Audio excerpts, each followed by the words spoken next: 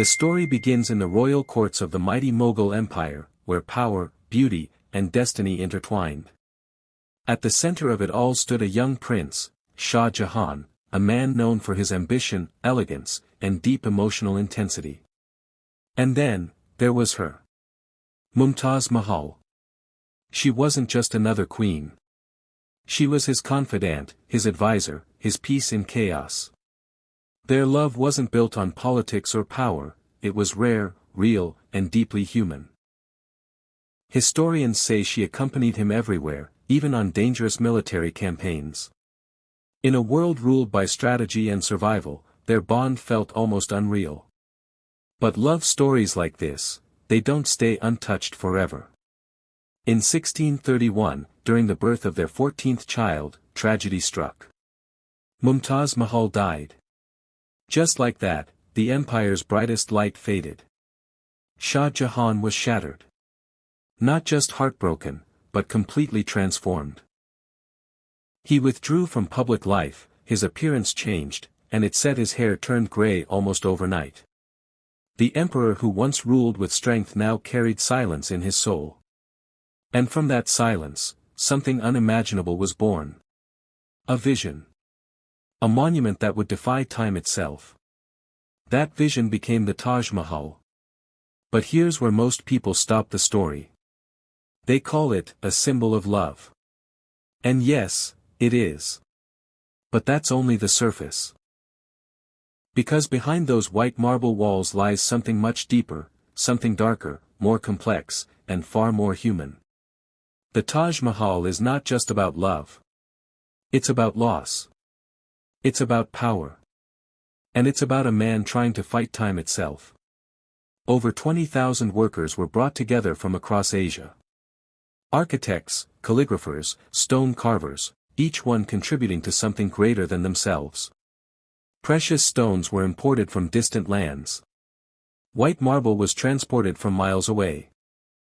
It took over 20 years to complete. But here's the question no one asks. Was this monument truly for Mumtaz? Or was it for Shah Jahan himself? A desperate attempt to make his love eternal, because he knew life wasn't. Look closely at the Taj Mahal, and you'll notice something hauntingly perfect. Its symmetry. Its balance. Its silence. It feels almost unreal. Like time doesn't move there. And maybe that was the point. Because when you lose someone you love, more than anything, you want time to stop. But Shah Jahan didn't just stop time. He tried to control it. And that's where the story begins to change. Because what looks like a love story on the outside is actually a story about obsession, legacy, and the fear of being forgotten.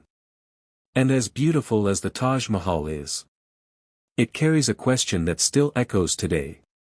Can love truly be preserved in stone, or does it slowly turn into something else? Before we move to the next chapter, remember this. Every monument has a story. But not every story is what it seems. Backhand index pointing right. If you love uncovering hidden truths behind famous wonders, make sure you subscribe to the channel, because the next chapter will change the way you see the Taj Mahal forever. At first glance, the Taj Mahal feels like a dream. White marble glowing under the sun, reflecting perfectly in the still waters, a place so calm, it almost feels sacred. But the deeper you look, the more questions begin to rise. Why does something built out of grief feel so perfect? Why does a monument of loss look so eternal? Because Shah Jahan didn't just build a tomb.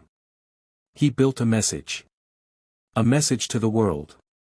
A message to time. And maybe, a message to himself. You see, the Mughal Empire was at its peak during his reign.